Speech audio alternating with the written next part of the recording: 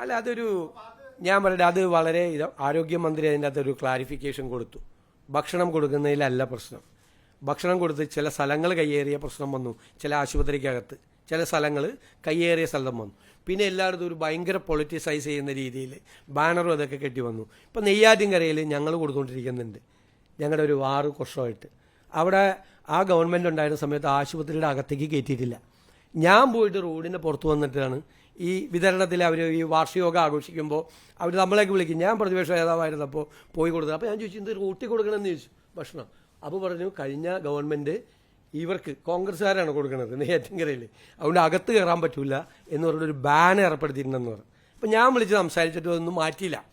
അപ്പോൾ ഞാൻ പറഞ്ഞ റോഡരികിൽ അപകടകരമാണ്, ആളുകൾ വന്നിങ്ങനെ കൂടി നിൽക്കുന്നത്. ഞാൻ പോയപ്പോൾ എനിക്കൊരു വല്ലാത്ത വിഷമം തോന്നി. പക്ഷെ അവർ കൊടുക്കുന്നുണ്ട്. ഇപ്പോൾ DYFI ഭക്ഷണം കൊടുക്കുന്നതിന് അഭിനന്ദിക്കുന്ന ആളാണ് ഞാൻ. ഭക്ഷണം കൊടുക്കുന്നതിൽ ഒരു വലിയ നല്ല കാര്യമല്ലേ കൊടുക്കുന്നത്, അതിനെന്താ തെറ്റ്?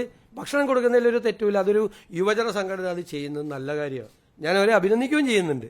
ബാക്കിയുള്ളവർ കൂടി അത് മാതൃകയാക്കി അത് ചെയ്യട്ടെ. ഒരുപാട് ആളുകൾ അത് ചെയ്യുന്നുണ്ട്. പക്ഷെ ചെയ്യുമ്പോൾ നമ്മളൊന്ന് ഈ സ്ഥലമൊക്കെ ആശുപത്രിയിലൊക്കെ കയ്യേറി ചെയ്യരുത്, അവിടെ പോയി ഇത് വല്ലാതെ പൊളിറ്റിസൈസ് ചെയ്യരുത്, അതൊക്കെ നോക്കണം.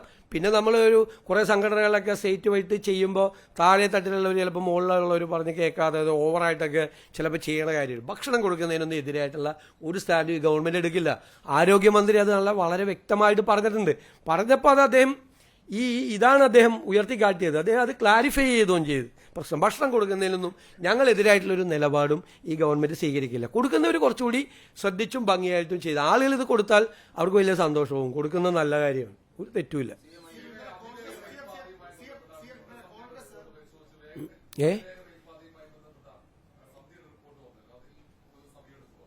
അല്ല അത് നോക്കട്ടെ, നമുക്ക് മറ്റു കാര്യങ്ങൾ അതിന് റീസണബിൾ ആയിട്ടുള്ള സമയം എടുക്കില്ല. അവരുടെ റിപ്പോർട്ട് നമുക്ക് അതേപോലെ നടപ്പാക്കാൻ നമുക്ക് പറ്റില്ല എന്ന് അറിയിച്ചിട്ടുണ്ട്.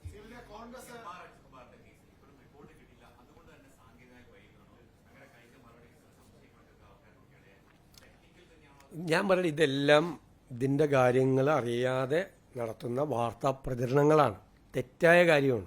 ഗവൺമെൻറ്റിൻ്റെ മുമ്പിൽ പ്രോപ്പറായിട്ടുള്ള ഒരു റിപ്പോർട്ട് വരുന്നതിന് മുമ്പ് ആഭ്യന്തര വകുപ്പിൽ DGPയുടെ അടുത്താണ് അവർ കൊടുക്കേണ്ടത്. ആ റിപ്പോർട്ട് എപ്പോഴാണ് കിട്ടിയത്? എന്താണ്? കഴിഞ്ഞ ആഴ്ച. അത് DGP പരിശോധിച്ച് അത് ആഭ്യന്തര വകുപ്പ് മന്ത്രിയുടെ മുമ്പിൽ വരും. ഞങ്ങൾ ആലോചിച്ച് ആ കാര്യത്തിൽ എന്ത് നടപടി ചെയ്യണമെന്ന് പറയും.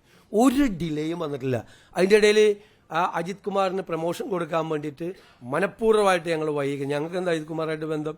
ഞാനല്ലേ ഏറ്റവും കൂടുതൽ അദ്ദേഹത്തെ വിമർശിച്ച ആൾ. എൻ്റെ പേരും എൻ്റെ പടമൊക്കെ വെച്ചിട്ട് കൊടുക്കുക, അജിത് കുമാറിനെ രക്ഷപ്പെടുത്താൻ വേണ്ടി ഞാൻ ഇറങ്ങിയെന്നൊക്കെ പറയും. അടിസ്ഥാനരഹിതമായി എത്രമാത്രം വാർത്തകളാണ് വസ്തുത. ഈ ഒരു കാര്യം കൂടി, ഇപ്പോൾ ഏതായാലും ഇത്ര നിങ്ങൾ ചോദിക്കാത്തവരാണ് അങ്ങോട്ട് പറയാം, ഞാൻ ചോദിക്കുമെന്ന് വിചാരിച്ചിട്ട് നിങ്ങളാരും മിണ്ടുന്നില്ല.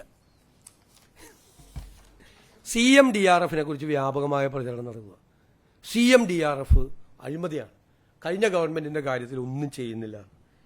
മുൻ സർക്കാരിൻ്റെ കാലത്ത് 18/5/2021 വരെയുള്ള കുടിശ്ശിക എത്രയായിരുന്നു അറിയാം? അപേക്ഷകളുടെ 34,661. CMDRFിലേക്ക് ചികിത്സിക്കാൻ അപേക്ഷ കൊടുത്താൽ ഡിലേ വരുമായിരുന്നു. 6 മാസവും 6 മാസത്തിൽ കൂടുതൽ ഡിലേ പിണറായി സർക്കാർ ഇരുന്ന കാലത്തും വരുമായിരുന്നു. ഞങ്ങൾ വന്നതിന് ശേഷം 2 മാസമല്ലേ ആയുള്ളൂ. ഞങ്ങൾ വന്നതിന് ശേഷം ആ 34,661 അപേക്ഷയിൽ 11,174 ക്ലിയർ ചെയ്തു. ഈ വേഗത്തിൽ ചെയ്തു. ഈ സർക്കാരിൻ്റെ കാലത്ത് പുതിയ അപേക്ഷ കിട്ടിയിട്ടുണ്ട് 23,653. അതിൽ ഞങ്ങൾ 9,726 ചെയ്തു. അപ്പോൾ ഏകദേശം 21,000-ഓളം അപേക്ഷകൾ 2 മാസം കൊണ്ട് ഈ ഗവൺമെൻറ് ക്ലിയർ ചെയ്തു. ഞങ്ങൾ വന്നൊന്നും ഇരുന്നേ ഉള്ളൂ. എന്നിട്ട് പറയുകയാണ് CMDRF എല്ലാം കെട്ടിക്കിടക്കാമെന്ന് പറഞ്ഞു. കെട്ടിക്കിടന്നിരുന്ന കഴിഞ്ഞ ഗവൺമെൻറ് കാലത്താണ്.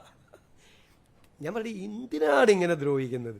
തെറ്റായ വാർത്തകൾ കൊടുത്ത്. ഇനി ആകെ ജനങ്ങൾക്ക് അനുവദിച്ച ചികിത്സാ തുക 24,15,00,000 രൂപ ഇപ്പോൾ കൊടുത്തു കഴിഞ്ഞു. ഓരോ ദിവസവും ചെയ്തുകൊണ്ടിരിക്കുകയാണ്. അത് സ്പീഡാക്കാൻ സ്റ്റാഫ് മറ്റതെല്ലാ സംവിധാനവും ചെയ്തുകൊണ്ടിരുന്നത്. പിന്നെ അടിയന്തരമായിട്ട് ചില കളക്ടർമാർ അല്ലെങ്കിൽ ചില ജനപ്രതിനിധികൾ ശ്രദ്ധയിൽപ്പെടുത്തുന്ന കാര്യത്തിൽ നമുക്ക് അക്ഷയ കേന്ദ്രങ്ങൾ വഴി ഇപ്പോഴും വന്നുകൊണ്ടിരിക്കുകയാണ്. നമ്മൾ ചിലപ്പോൾ പെട്ടെന്ന് ഡിസിഷൻ എടുക്കേണ്ടി വരും ചില കാര്യത്തിൽ.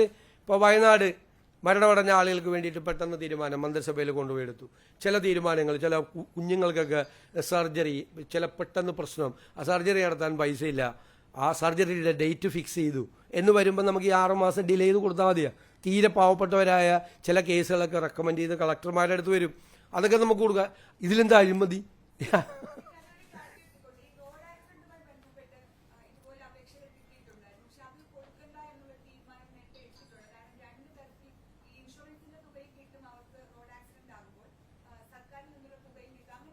അത് നേരത്തെ തീരുമാനിച്ചതല്ലേ. നേരത്തെ തീരുമാനിച്ച കുറേ മാനദണ്ഡങ്ങളുണ്ട്. അതൊക്കെ നമ്മൾ പരിശോധിക്കും. നമുക്ക് കാലാനുസൃതമായ മാറ്റങ്ങൾ വരുത്തും.